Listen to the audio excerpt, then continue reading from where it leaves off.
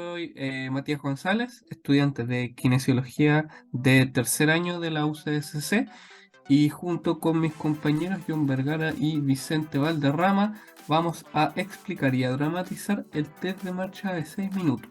El día de hoy vamos a presentar un video en el cual se busca dar a conocer de manera simple en qué consiste el test de marcha 6 minutos, cuándo se utiliza, sus contraindicaciones, además de la explicación de ciertos cálculos. Para poder introducir al paciente podemos decir que tiene 20 años, una altura de 1,61 m, un peso de 68 kilogramos, es sedentario y llega al consultorio para poder conocer su tolerancia al esfuerzo. El paciente presenta asma, la cual está tratada por salbutamol, que son 2 puffs en la mañana y 2 en la noche, corticoides inhalados, 1 en la mañana y 1 en la noche, y antihistamínicos, que es 1 en la mañana, sin antecedentes de lesiones y presenta los antecedentes familiares de AMA.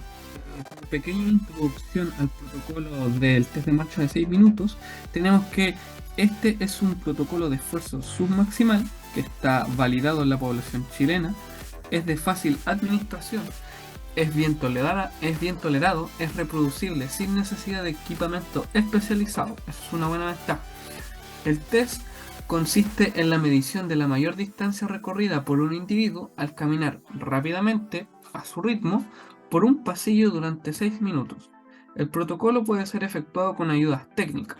Los materiales para poder realizar el test de marcha de 6 minutos son un cronómetro, conos de colores para poder marcar los puntos extremos del pasillo, sillas ubicadas de forma que el paciente pueda descansar, una planilla de registros, un oxímetro de pulso, un esfingomanómetro, un estetoscopio, una escala de Borg modificada y cinta adhesiva de colores para poder marcar los lugares de detención del paciente a los 6 minutos.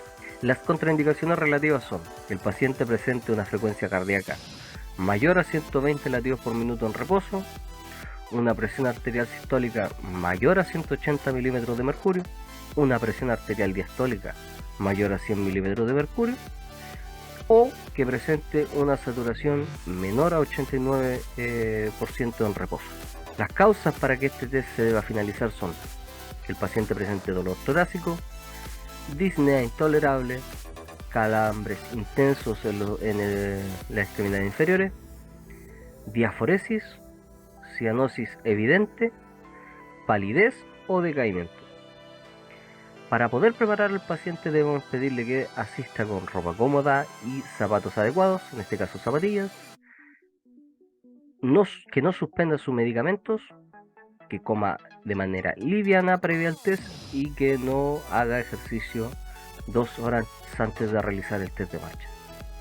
Las instrucciones para poder realizarlo son un reposo previo de 10 minutos con la medición de los parámetros correspondientes, que haya una verificación de las indicaciones y que se descarten las contraindicaciones del test, explicar el test, el objetivo y la medición de los parámetros y causa de detención de este mismo al paciente, anotar cada vuelta realizada, que se genere una estimulación verbal que ya está estandarizada por el test de marcha de 6 minutos, cada 1 minuto, que el paciente no corra, que no deba correr, y que debe rodear el cono por la parte posterior.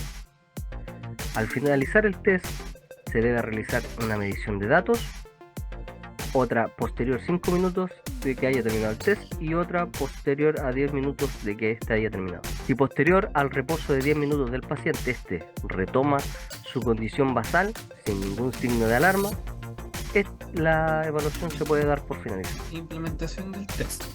Entonces tenemos que este test se va a evaluar en un pasillo recto y plano de 30 metros de longitud con un mínimo de 20 metros. Se debe marcar el pasillo cada 3 metros, se debe poner unos conos en los extremos del pasillo, tiene que realizarse en un ambiente cómodo para el paciente, se tiene que tener sillas para permitir el descanso del paciente si es necesario a la hora de finalizar el test, y las instrucciones que se le van a dar al paciente. Primero es que el paciente tiene que caminar rápidamente a su ritmo por los 30 metros trazados por el evaluador durante los 6 minutos que dure el test. Entonces, se le va a explicar al paciente que se le van a tomar los parámetros vitales en reposo. Se le indica que se ponga en reposo en una silla durante 10 minutos aproximadamente.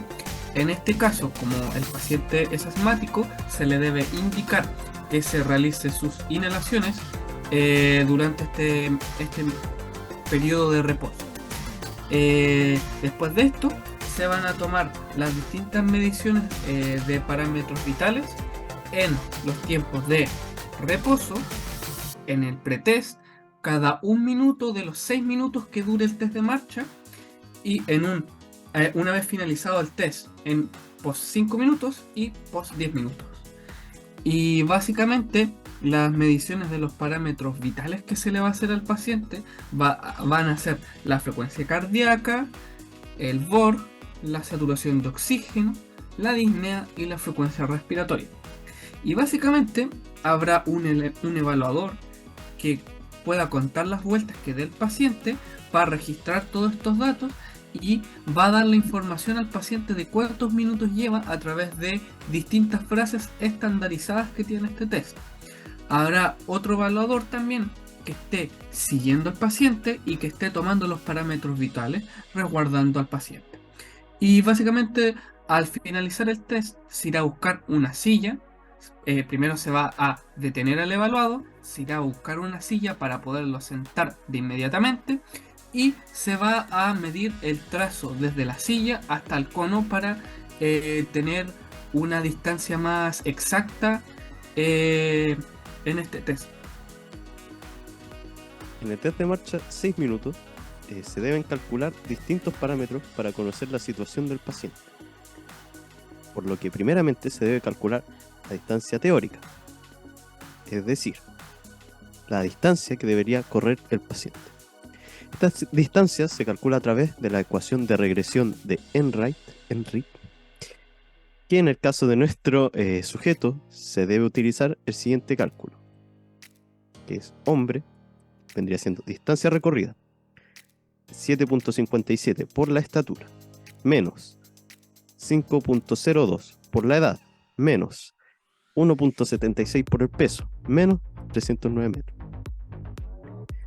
Ya al reemplazar los datos, nos da como resultado 689 metros con 69 centímetros, la cual vendría siendo la distancia teórica del paciente. Esta misma distancia nos permite calcular el límite inferior de normalidad, es decir, lo mínimo que debería recorrer el paciente, y esta se puede obtener a través de la siguiente ecuación, que vendría siendo el valor de referencia, que vendría siendo la distancia teórica, menos 153 metros.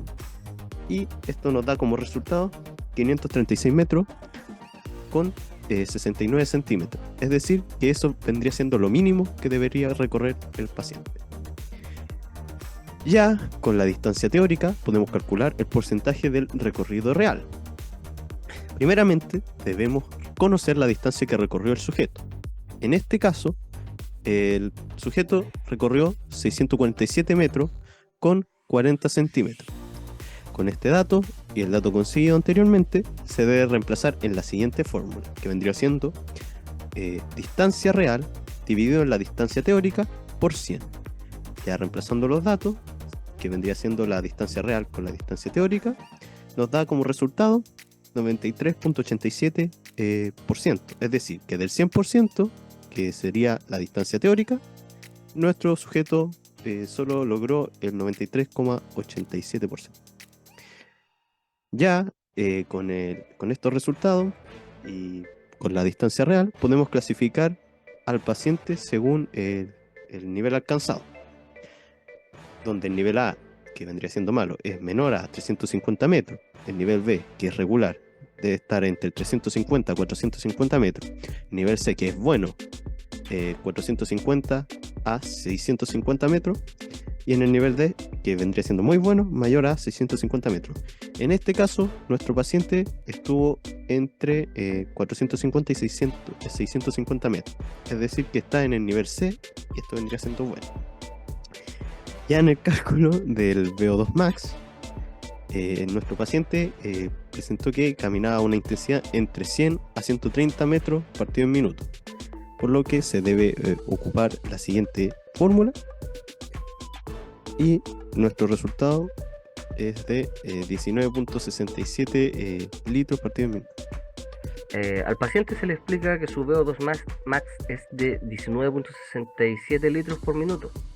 Esto es una medida de la capacidad que su cuerpo tiene de llevar oxígeno hacia los músculos mientras usted hace ejercicio.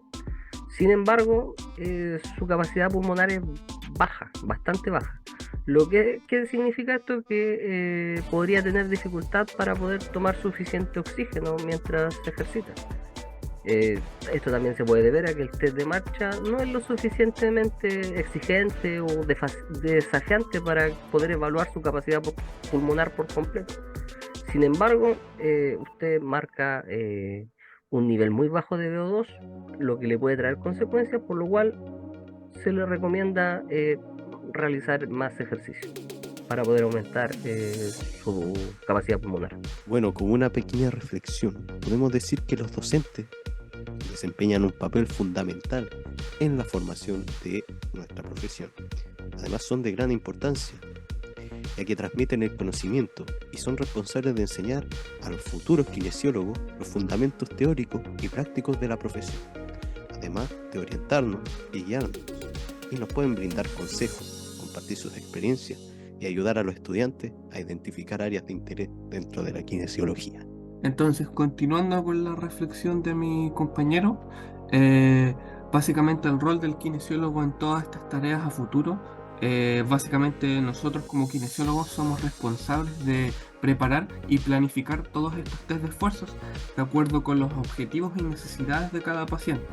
Esto implica básicamente protocolos adecuados para seleccionar las pruebas específicas y asegurarse de contar con el equipo necesario. Básicamente el rol del kinesiólogo también tiene que ver que es el profesional encargado de llevar a cabo y supervisar estas pruebas. Es el responsable de preparar y planificar estos test con los objetivos del paciente. Y básicamente el kinesiólogo también se basa en los resultados de estos test de esfuerzos para poder brindar recomendaciones específicas al paciente. Esto puede ser como por ejemplo pautas de ejercicio, intensidad del ejercicio, frecuencia del ejercicio, básicamente todo lo que tiene que ver con prescripción del ejercicio. Además que sirve para poder prevenir lesiones o tratar afecciones específicas.